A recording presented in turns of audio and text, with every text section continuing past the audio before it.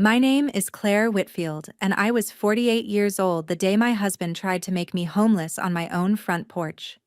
40 minutes earlier, a lawyer had told me my grandmother left me $7 million and her house in Aspen. I drove home to tell Wade the good news.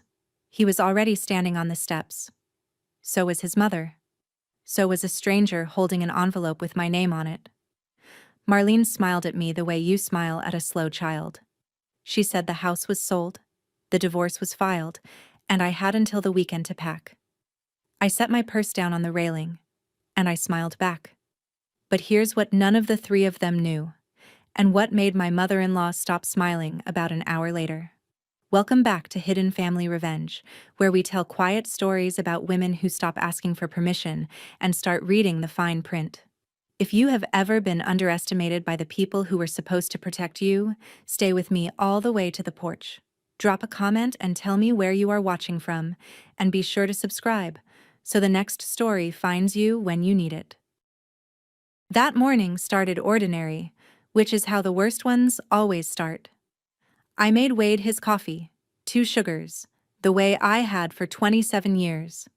I have been a probate paralegal in Marrow Creek for most of those years. People bring me the worst week of their lives, a death, a will, a house nobody can agree on, and I put it in order. That is the thing I am good at. Order. Wade used to call me the family thermostat because I kept everyone comfortable, and nobody ever thought to ask how I was doing. I paid the bills. I drove his mother to her doctors. I covered his sister's rent twice and never brought it up again.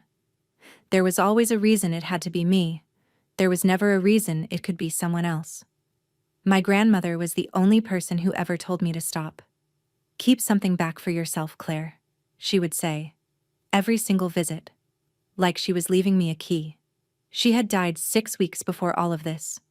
89 years old, in her sleep, with her reading glasses still on the nightstand. I missed her in the specific way you miss the one person who actually saw you. She raised me after my mother couldn't, in that same house with the wide front porch, and she taught me to read a contract before I signed my name to anything.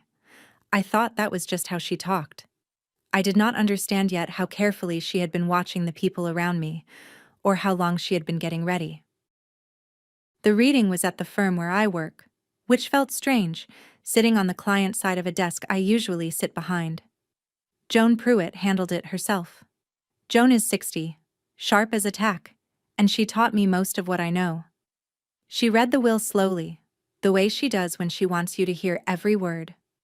My grandmother left me everything.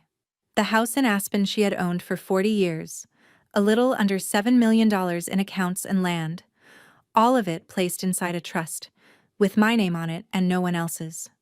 I had known Nana had money. I had not known there was that much, because she lived in cardigans and drove a truck older than my marriage. Joan looked up at me over her glasses. "There's one more thing," she said. She slid a sealed envelope across the desk. My grandmother's handwriting was on the front, that careful slanted print I would know anywhere. "Open this when you are alone," it said. Not before. Joan told me Nana had given it to her 2 years ago, with instructions to hand it over only after the will was read. I turned it over in my hands. It was heavier than 1 page. I almost opened it right there. Something stopped me, maybe just the word alone, underlined twice. So I put it in my purse, thanked Joan, and walked out into the bright, cold afternoon, already rehearsing how I would tell Wade. I thought it was the best news of our lives. I could not wait to get home. It is 15 minutes from the office to our house, all of it along the river road, and I spent every one of them imagining Wade's face. We could finally fix the porch steps. We could pay off Tara's second mortgage for good instead of in pieces. We could breathe.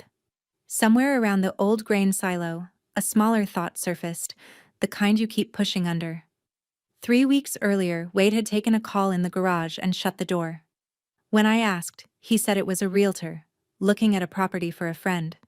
Wade does not have friends who buy property. The week after that, Marlene called me twice to ask, very casually, whether Nana had left a will and who her lawyer was. I told her it wasn't her business, gently, because I always said everything gently. Then there was Tara, who had not visited in a year, suddenly dropping by with banana bread and questions.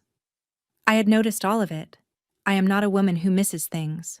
The trouble is that noticing and believing your own husband would do something are two different rooms, and I had been standing in the doorway between them for weeks. I turned onto our street, and the doorway slammed shut.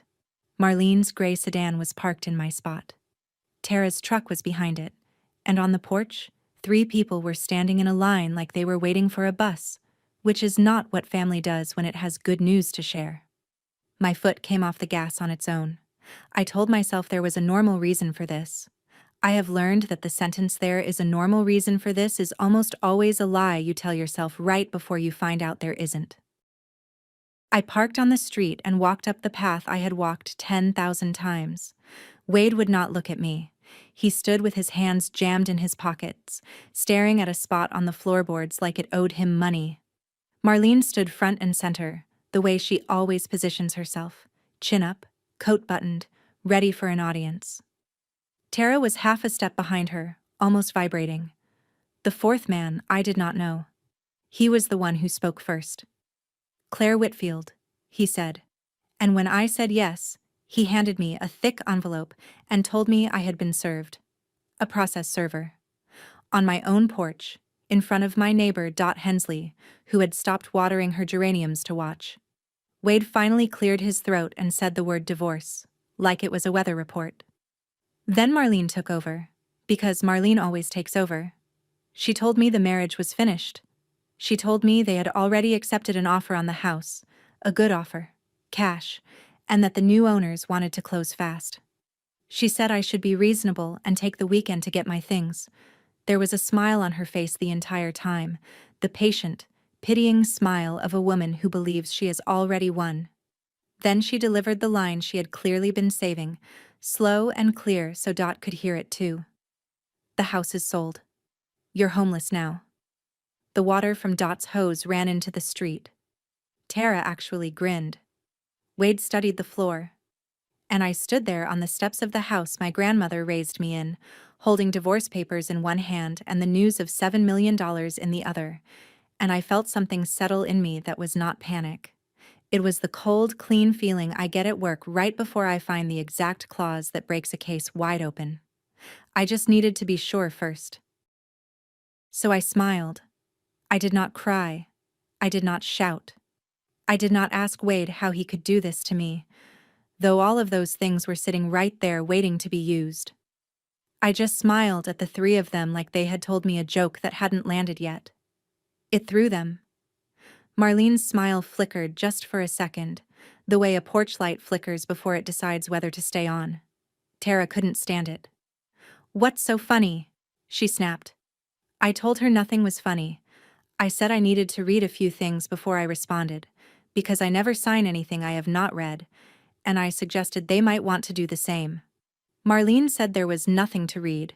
The lawyers had handled it. Everything was in order. I have spent 20 years listening to people tell me everything is in order. It almost never is. People who say it the loudest have usually read the least. I looked at Wade then, and for one moment he looked back, and I saw it plain on his face. He knew this was wrong. He had known the whole time. He had let his mother and his sister load the gun, and he had simply agreed to be in the room when it went off. That look told me more than the divorce papers did. I picked my purse up off the railing. I did not give them a single thing to push against, no tears to comfort, no anger to feed on. I just turned and walked back down my own steps, and I could feel 3 pairs of eyes on my back, confused that the slow child wasn't crying. Here is what 27 years buys you, in case you were wondering. It buys you a husband who lets his mother do his talking. It buys you a sister-in-law who eats your banana bread and helps plan your eviction. I added it up later, the way I add up everything. I had paid Marlene's roof repair in 2019, $11,000, never repaid, never mentioned. I had co-signed Tara's first business loan and quietly absorbed it when the business folded. I had spent 14 Christmases hosting a family that now wanted me gone by Sunday. And the most expensive thing I had spent was the part of myself that kept believing I was one of them if I just gave a little more.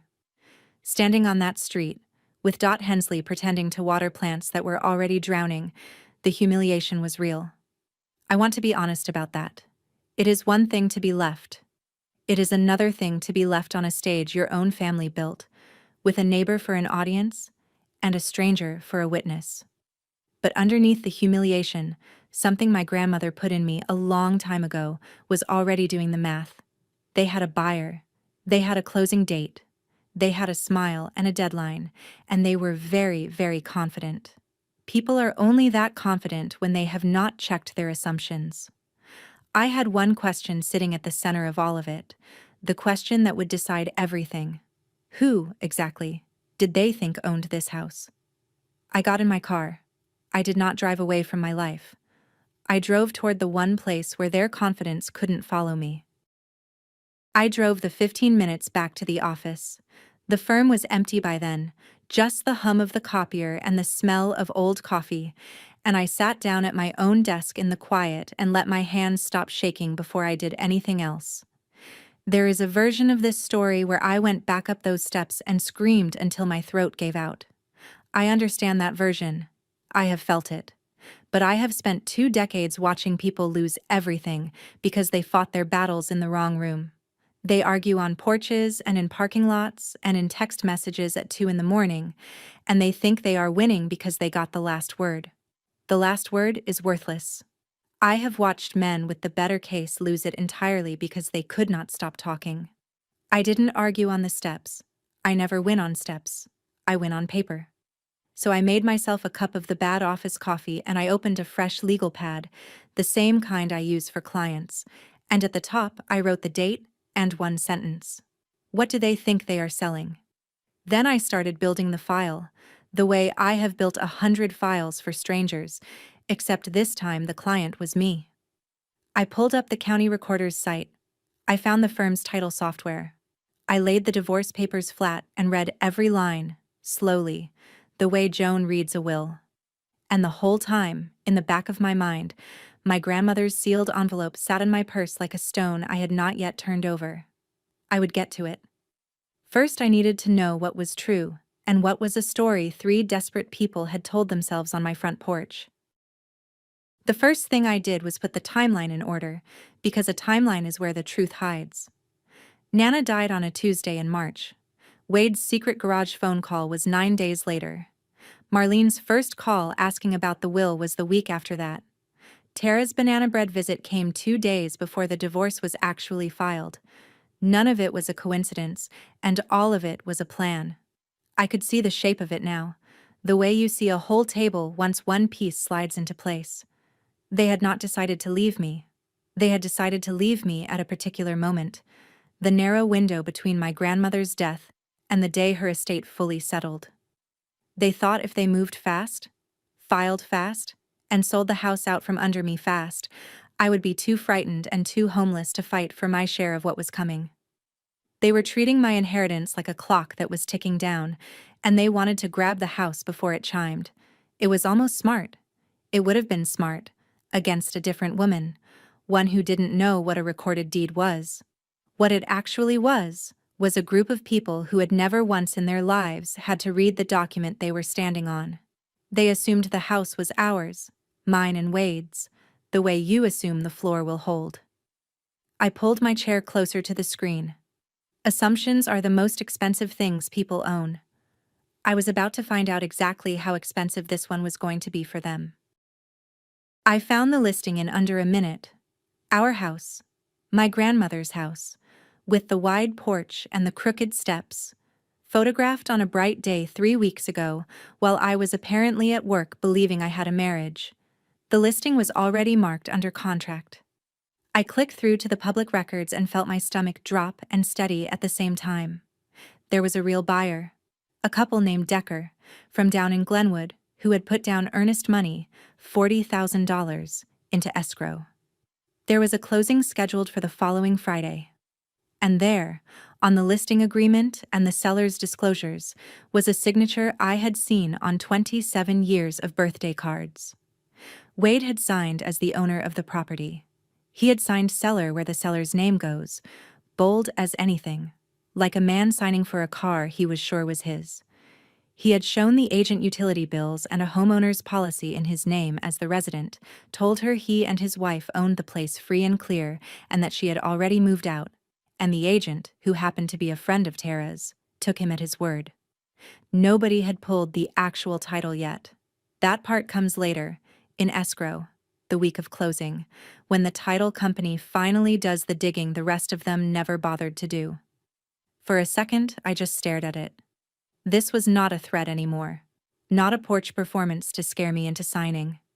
They had taken a stranger's money. They had promised that family a home. They had set a date. Whatever happened next, it was going to happen to real people with $40,000 in escrow and a moving truck already on hold. The cruelty of it was almost impressive. They had not just tried to push me out. They had sold the floor out from under 3 families at once, the Deckers and mine and, though they didn't know it yet, their own. I printed the listing. I printed the contract. I printed the escrow instructions. And then I did the one thing I should probably have done years ago, the thing my grandmother had told me to do in every conversation we ever had. I went to look at whose name was actually on the deed. I want to stop here and tell you about Marlene, because it matters, and because I have had a long time to understand her. It would be easy to call her a monster and move on. She is not a monster. She is something more ordinary and more dangerous, which is a frightened woman who decided a long time ago that the only safe thing in the world was control of a house. When Marlene was 31, her husband died and left her nothing but his debts, and the bank took the home she had raised Wade and Tara in. She stood on a curb with 2 kids and a suitcase and watched strangers carry out her furniture. She has told that story at every holiday for 40 years, and every time, the lesson is the same. Never let anyone take the roof.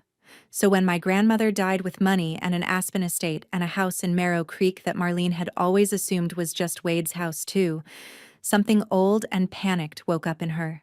In her mind, she was not stealing. She was getting there first, the way she wished someone had gotten there first for her, back when it was her on that curb. She convinced herself the house was family property, that I was the outsider who had married in, and that a quick, clean sale was simply taking what they were owed before the rich relatives locked it all away. She believed it completely. That is the thing about Marlene. She never lies. She just decides what the truth should be, and then she stands very straight and dares the world to disagree. I was about to disagree with a piece of paper. The county keeps every deed ever recorded, scanned and searchable, and finding ours took me about 90 seconds. I pulled it up and read it twice, slow, the way you read something you already suspect, but need to see in black and white. The grantor was Vivian Whitfield. The grantee was Claire Whitfield. Only Claire Whitfield. Recorded 14 years ago, on a quitclaim deed. No other name anywhere on it. Not Wade's, not ours. Mine. My grandmother had signed her house over to me alone 14 years before any of this happened, and I had let it sit in the back of my memory like an old photo, because Nana still lived in that house, still paid the taxes out of her own account, still ran it as hers in every way that counted. The deed had never once felt like a thing I owned. It was just Nana's quiet paperwork, the kind I filed and forgot. Right up until the morning 6 weeks ago when the house stopped being hers and nobody had stopped to wonder whose it became. Wade had signed a contract to sell a house that had never, for one single day, belonged to him. He did not own a board of it. He could no more sell that house than he could sell the county courthouse. I sat back in my chair and let that settle. Wade signed as the owner of a house he had never owned.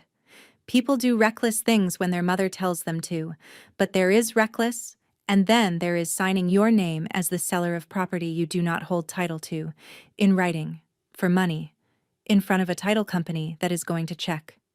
The smile on Marlene's face on that porch, the one that said we have already won, I understood it now. They thought they were holding the deed. They were holding nothing. And in my purse, still sealed, my grandmother was waiting to tell me she had known this day would come. I remembered the day she did it, once I made myself look back. It was the same year I had quietly co-signed Tara's first business loan and watched it fold without a word of thanks, paying down the last of it myself so no one would have to know. I think now that Nana had seen me do it, seen the whole pattern of who paid for this family and who got thanked, and decided she had watched enough. 14 years ago, Nana had asked me to drive her to the courthouse on a Thursday morning. She said she had some paperwork to tidy up, and I assumed it was about her own affairs, taxes, or the truck, or one of the leases on her land. We waited in a beige hallway and she filled out a form in her careful slanted print, and afterward she took me to the diner and bought me a slice of pie I didn't ask for. "I want you to have the house," she said, over the pie. I told her she was being morbid, that she'd outlive us all, and she just looked at me with those pale, steady eyes and said, "This is not about dying, Claire. This is about having somewhere to stand." I thought she meant something sweet and grandmotherly. I thanked her and ate my pie and never thought about it again, because at the time my marriage was fine, or I believed it was, and the idea that I would ever need somewhere of my own to stand seemed like an old woman's worry. She let me believe that. She did not explain. She had already watched Marlene work on Wade for years, watched the way his spine went soft whenever his mother walked into a room, and she made her move quietly and let me keep my comfortable ignorance for as long as it would last. 14 years. She bought me 14 years of not having to know, and then she made sure that on the day I finally needed it, the floor under me would be mine. I reached into my purse for the envelope. It was time. I opened it at my desk, alone, like she'd asked. It was 3 pages, both sides, that slanted hand getting a little shakier toward the end. "My dear Claire," it began. "If Joan has given you this, then I am gone, and I am sorry I am not there to make you a cup of tea while you read it. I am going to tell you some things I never said out loud, because saying them would have hurt you while there was still hope.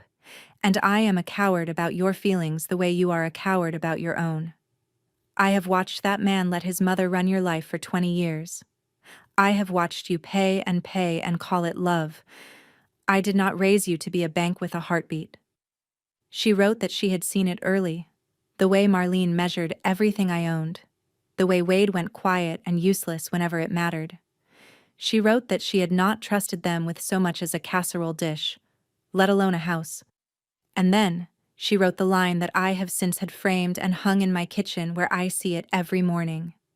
"Keep the deed in your name, Claire. Always." She said she had put the house in my name alone, years ago, precisely so that no one could ever stand on my porch and tell me I had nowhere to go. She said the rest, the money, the Aspen place, was tied up in a trust so tight that no husband, no mother-in-law, no clever lawyer they hired could pry a dollar of it loose from me. She had built me a fortress while I was busy handing out the keys to my own life. I sat in that empty office and I did not cry. Not yet. I read it again. Then I turned to the second page, because she was not finished telling me what to do. The second page was instructions, because of course it was. "My grandmother never gave you a feeling without giving you a task to do with it. Do not put a cent of that money in a joint account," she wrote, underlined. "Do not pay their bills with it. Keep it separate and keep it clean, and it stays yours no matter what they file or say." She had clearly talked to a lawyer of her own. She knew that the second I mixed her gift with our marriage, the law might start calling it ours, and she was not about to let me undo her 14 years of quiet work in a single soft-hearted afternoon. Then, at the very bottom, smaller, like an afterthought she wanted to look casual, she wrote the part that actually undid me. "You will want to be kind, Claire. You always do. But there is a difference between being kind and being a doormat. And the difference is that a kind woman keeps her door. Do not spend the rest of your good years buying respect from people who were never going to give it to you. Choose your peace. It is allowed." I sat there a long time. I had spent 27 years thinking that if I just gave enough, eventually I would be loved the way I was loving. My grandmother had known the truth before I did, and she had built me a way out and trusted me to find it. The grief and the anger and the cold clarity all arrived at once, and then they sorted themselves. the way they do for me, into a list. I knew exactly what I was going to do. And for the first time in weeks, my hands were perfectly still. I want to pause for just a second. My grandmother spent her whole life being told to be grateful for whatever she was handed, and she refused. She read the paperwork instead. If there is one woman in your life who taught you to keep something in your own name, to keep your own door, then take a breath and go thank her, or remember her. Then come back, because this is the part where it turns. I called Joan that night, and she came back to the office in her gardening clothes with reading glasses pushed up in her hair. I laid it all out on the conference table like a case, because it was one. The deed in my name only. The trust. The listing. Wade's signature on a contract to sell property he didn't own. Joan put on her glasses and read every page without saying a word, which is how I knew it was bad for them and good for me. When she finished, she took the glasses off and looked at me. "Claire," she said, "in Colorado, a house your grandmother deeded to you alone is your separate property. It is not marital. He has no claim on it, and more to the point, he has no title to it, which means he never had the legal right to list it or sell it. The contract rests on a claim that simply isn't true. No title company on earth is going to close on a sale where the seller isn't the owner of record." "The formal title search hasn't even been run yet," Joan said, "because agents take a seller's word at listing, and the title company only digs in once the deal is in escrow, usually the week of closing. That search was set for Thursday. It would have detonated on its own. You're just lighting the fuse a few days early." I asked her about the $40,000 the Deckers had put down. "That," she said, "is where it stops being just embarrassing for Wade and starts being a real problem, because taking a stranger's money for a house you had no right to sell is the kind of thing that opens a person up to serious legal exposure, the kind that follows people around." She told me the inheritance was airtight too, sitting in the trust exactly the way Nana set it up, nothing commingled, nothing exposed. I had every card. Now I had to decide how I wanted to play them. Joan asked me what I wanted. I told her I needed to think about that overnight, because I only wanted to do this once. Marlene did not give me the night. She showed up at the office the next morning at 9 sharp, in her good coat, and sat down across from me like a woman conducting a negotiation she had already won. She had clearly decided that my silence on the porch had been weakness, and that all she needed to do was apply a little more pressure to finish the job. She started gentle, which is how she always starts. She said she knew this was hard, that endings always are, but that I should think about being practical. Then she made me an offer. She would see to it that I got $15,000 to help me get settled somewhere, out of the goodness of their hearts, if I would just sign the papers and let the sale close clean and not make a scene. $15,000 for my grandmother's house. She said it the way you'd offer a child money to leave a party quietly. When I didn't jump at it, the gentleness fell off her like a coat she was done wearing, and she leaned in. "Everyone in this town already knows you couldn't keep a husband," she said. "Don't make them watch you fight over a house too." There it was, the thing she actually believed, that my whole worth was in keeping Wade, and that I should be ashamed enough to disappear. I looked at her for a moment. I thought about Marlene on a curb all those years ago, watching strangers carry out her furniture, and I felt something almost like pity, and then I let it go, because pity is a door, and I was keeping mine.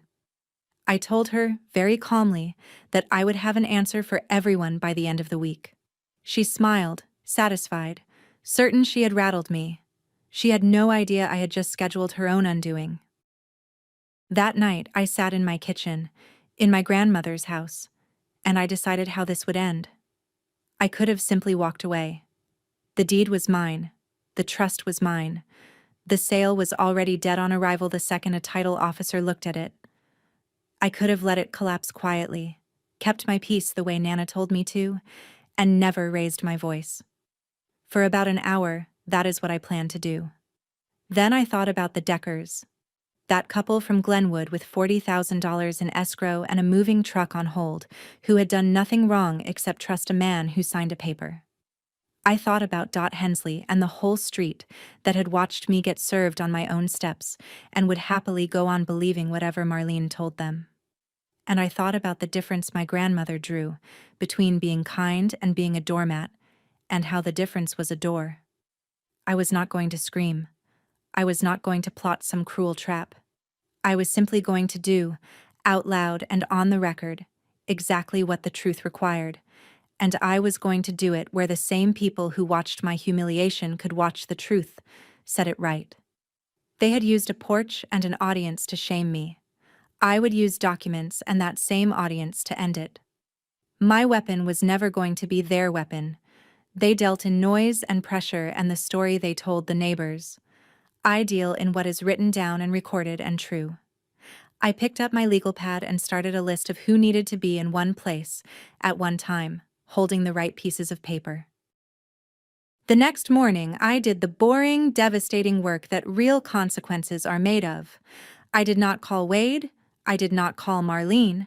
I called the title company handling the Decker sale, identified myself as the sole owner of record, and told their closing officer politely that the person who had signed the listing as seller held no interest in the property.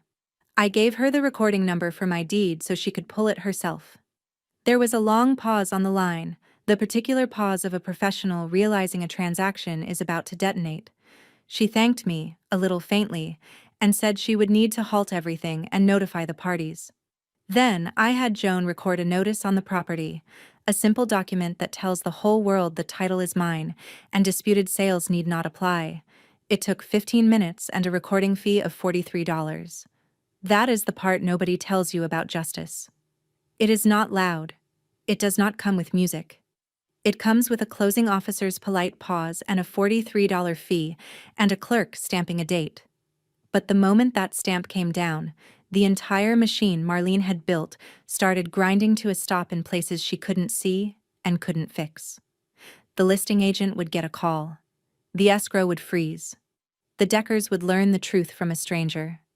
And none of those people had any reason to protect Wade, because none of them were his mother. I had not raised my voice once. I had simply turned on the lights in a room where 3 people had been working in the dark, and now everyone could see what was actually on the table. It was Tara who had pushed the timing, I learned, and once I understood why, the whole ugly clock made sense. Tara was drowning. Her business had closed 2 years before, owing more than it ever earned, and she had quietly taken a second mortgage on her own house to stay afloat, and that mortgage was now eating her alive. She needed cash, real cash, and she needed it before the bank moved on her. She was the one who looked at my grandmother's death and saw not a loss, but a deadline. She was the one who told Wade and Marlene that the smart play was to move fast, sell the Marrow Creek house, split the proceeds, and force a quick divorce settlement before the estate locked down. She did the math out loud at a kitchen table I wasn't sitting at, and decided that my homelessness was an acceptable line item in solving her own. I do not feel sorry for her. I want to be clear about that, because I know the kind woman I was supposed to be would find a way to. A person who is drowning can call for help. They can sell their own things. They can humble themselves and ask. What they are not allowed to do is shove someone else under the water to climb up on. Tara made a choice. She chose to plan my eviction over banana bread to save herself a phone call to a bankruptcy attorney. The water she was so afraid of was about to close over her head anyway, and now it would do it in front of everyone. I did not pull her under. She did that herself, the day she decided I was disposable. Wade came to see me alone, which was the bravest thing he did in the whole affair, and even that he did badly. He found me at the office at the end of the day and stood in the doorway like a man who wasn't sure he was allowed in, which, in my office, he wasn't. He couldn't look at me. He looked at the carpet, at the window, at his own hands. He said my name twice, and then he said he hadn't thought it would go this far. That was his great confession. Not I'm sorry. Not I was wrong. Not I should have stood up for you once in 27 years. Just I didn't think it would go this far.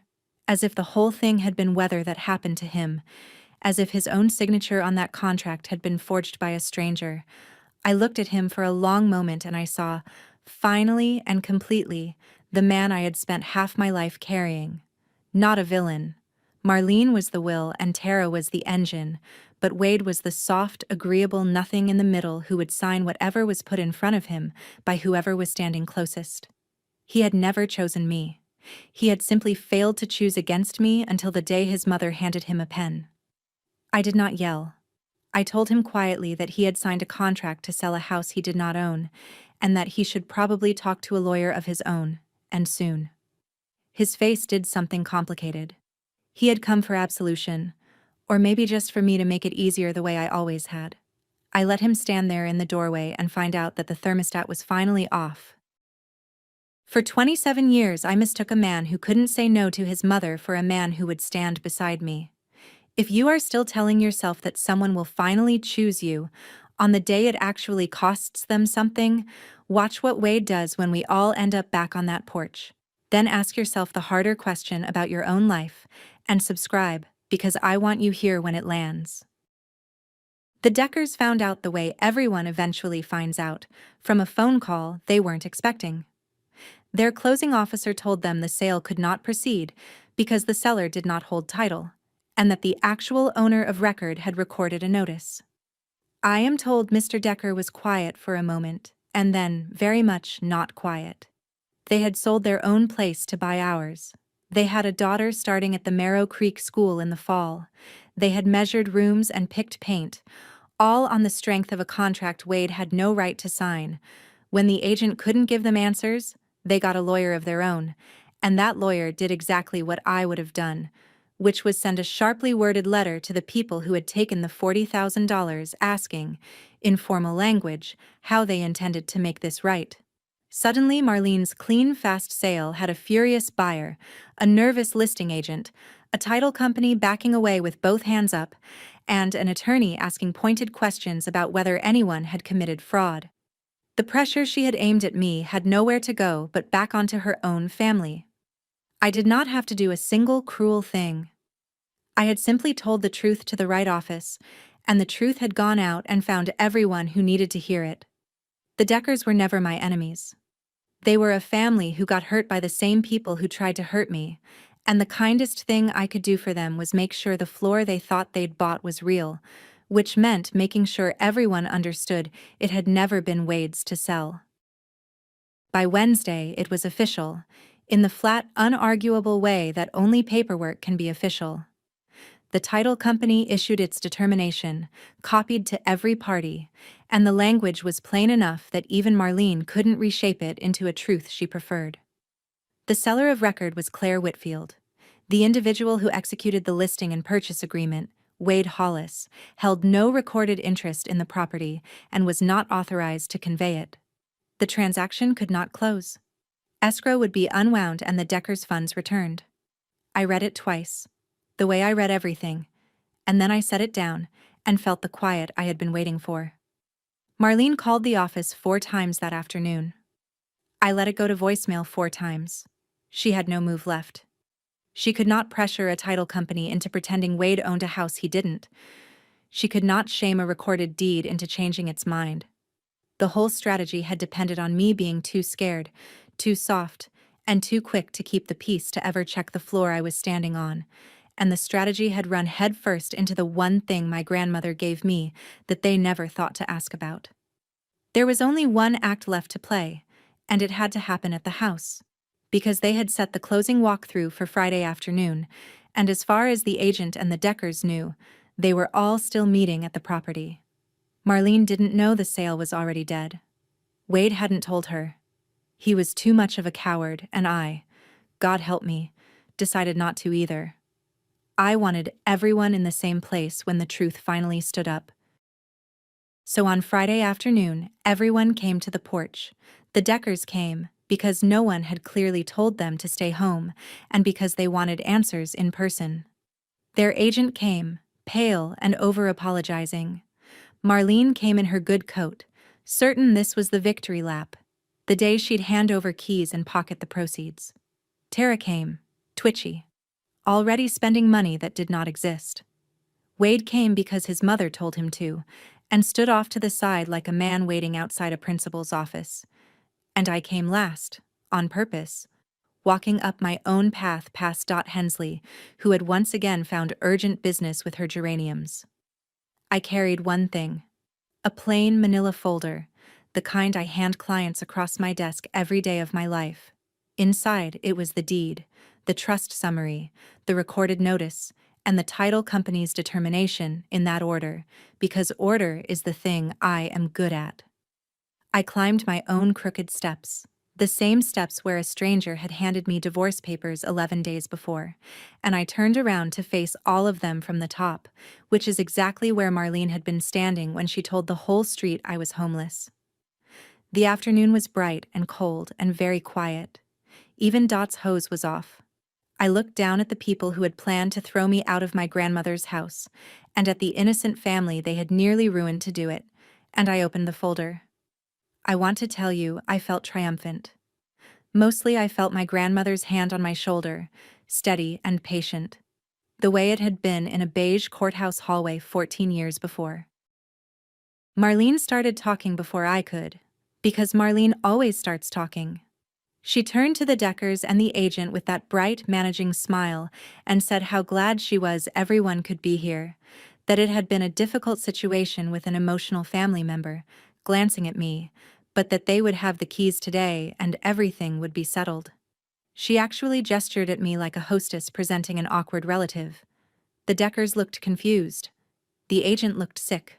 Wade looked at the floorboards. And I just stood at the top of my own steps and let her finish, because I have learned that the more confident someone is in a false thing, the more devastating it is to let them say all of it first. She told the Deckers not to worry about the little hiccup with the paperwork. She said it was all a misunderstanding that the lawyers would clear up by Monday. She said the word lawyers like a woman who had never once read what a lawyer actually does. Then she turned to me, and with the whole audience watching, she reached for her best line again, the one that had worked so well the first time, the one she thought was the period at the end of my whole life. She said it slow and clear so the Deckers would understand who was in charge here. The house is sold. You're homeless now. And this time, instead of a neighbor with a hose, she had an audience of the very people whose lives depended on whether that sentence was true. It was the worst possible room in which to say something false. I let it hang in the cold air for one full second. Then I opened my folder. Nobody moved. The Deckers were staring at Marlene and then at me, trying to read which of us was the crazy one, because in any standoff between two calm women and one frantic one, the audience always wants to know who to believe. I made it easy for them. I did not raise my voice. I did not even look at Marlene yet. I looked at the Deckers, because they were the ones who deserved the truth first, and I said, very gently, that I was so sorry, and that I needed to show them something before they spent one more dollar or one more sleepless night on this house. Marlene's smile faltered. "What are you doing?" she said, the managing tone cracking down the middle. Tara took a half step forward and then stopped, because some animal part of her had finally sensed the floor shifting. Wade went very still.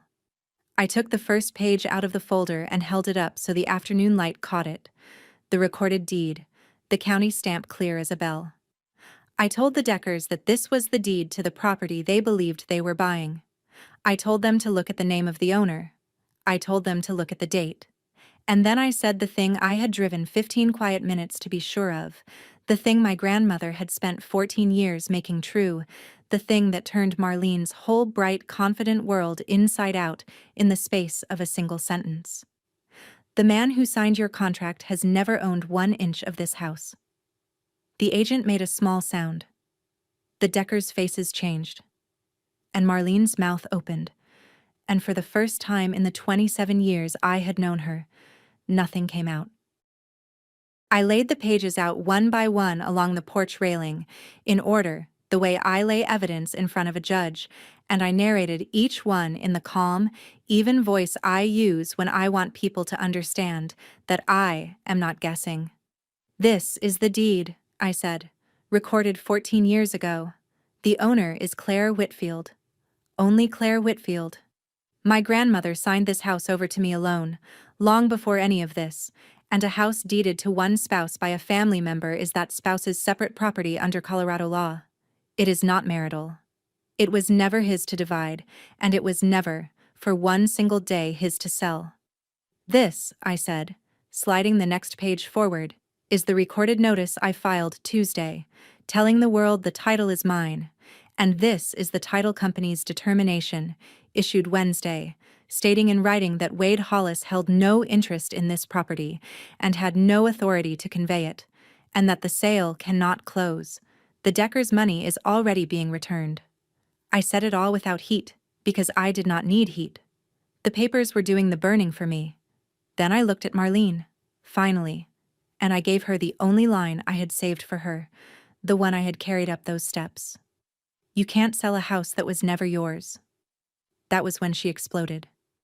The patient managing mask came all the way off and she started shouting that I was a liar, that I was a thief stealing the family's home, that her son had every right, that I had always thought I was better than them. Spit at the corners of her mouth. 40 years of swallowed panic about a curb and a suitcase came pouring out at me on my own porch, loud enough that Dot Hensley didn't even pretend to water anymore. And I just stood there, quiet, and let her be the only person making noise. Because that is the whole secret of it. That is the power my grandmother understood. The calm one wins. Tara was already backing toward her truck, doing the math on how exposed she suddenly was. Mr. Decker had stepped between his wife and the shouting and was on the phone with their lawyer. And Wade, my husband of 27 years, the soft, agreeable nothing in the middle, stood 3 feet from his screaming mother and 3 feet from me, and chose, as he had chosen his entire life, to do absolutely nothing. He didn't defend me. He didn't even defend himself. He just watched his mother shout at the woman who used to make his coffee with 2 sugars. And I understood, fully and finally and without any pain at all, that there had never been anything there to save. The Deckers left within the hour, their $40,000 on its way back to them, their lawyer already drafting a demand to the people who had taken it. They found a different house that summer, a better one, and the daughter started school in the fall just fine. The listing agent reported the whole thing to her broker before it could land on her. And even the suspicion of fraud, once it attaches to a man who signed as the owner of a house he never owned, does not wash off in a small town in a single season. Marlene shouted until she ran out of air, and then she got in her gray sedan and drove away from the house she had been so sure was hers, exactly the way she'd once watched the bank drive her out of her own. Tara went home to a second mortgage no one was going to rescue her from. And Wade, who came for keys, left with nothing in his hands, because there had never been anything in them to begin with. When the cars were gone, I gathered my pages back into their folder, in order. Then I did the simplest thing in this whole story, the thing the entire 11 days had been quietly building toward. I turned around, climbed the last 2 crooked steps, opened my own front door with my own key, and walked into my grandmother's house. The one she put in my name 14 years before any of them thought to want it. I left them all out on the porch, the screaming and the schemes, and the man I used to be married to. And I shut the door behind me, gently, because I did not need to slam it. The house was quiet and smelled like her, like cedar and old paper. I stood in the front hall where she used to hang her coat. I was not homeless. I had, it turned out, been the only one of them with somewhere to stand the entire time. The divorce went through, because I let it. I had no interest in keeping a marriage that had only ever been a long employment contract I didn't know I'd signed. But it went through on my terms, in the daylight, with every asset exactly where it belonged. The house stayed mine, because it always had been. The trust stayed sealed and separate and clean, just as Nana built it, $7 million and an Aspen estate that no lawyer Marlene could afford would ever pry loose. Wade got the divorce he asked for and the legal mess he didn't, and he moved into his mother's house, which I find is the most fitting ending a story could give him. Tara lost her own home that winter to the bank she'd been running from. the exact fate she had tried to hand me to save herself. Marlene never apologized, never wavered, never once admitted the deed said what it said. She just stopped telling the curb story at holidays because she no longer had an audience that didn't know how it really ended. As for me, I sold the Aspen estate because I did not need a mansion, and I put the money to work the way my grandmother would have wanted. Quietly. I kept her house in Marrow Creek with its crooked steps and wide porch. I had the steps fixed, finally, by a contractor I paid in full and never had to chase. And I hung her letter in a frame on the kitchen wall, the second page, the part about kindness and doormats and doors, where I could read it with my morning coffee. 1 sugar now. I stopped making it the way Wade liked it the morning the locks were changed. People in town ask me sometimes if I'm angry, if I lie awake hating them. I don't. Hating them would mean leaving the door open just a crack, in case they ever wanted back in to earn it. My door is closed, and a closed door is not an act of anger. It is an act of peace. I see Dot Hensley over the fence and we talk about her geraniums, and she has, in her way, become the witness who corrected the story for the whole street. I work at the firm still, putting other people's worst weeks in order, and now and then a woman sits down across my desk who reminds me of who I was 11 days before that porch, and I tell her one thing before anything else. Go check whose name is on the deed. I am not the family thermostat anymore. I am a woman with a house, a quiet bank account, and a morning I get to decide for myself. It is not a loud life. My grandmother taught me that the good ones rarely are. My grandmother never told me to be grateful for crumbs. She told me to keep my name on the things that mattered and to walk toward my own peace instead of bargaining, year after year, for a respect that was never once going to come. That's my story. A porch, a process server, and a deed 3 people never thought to read.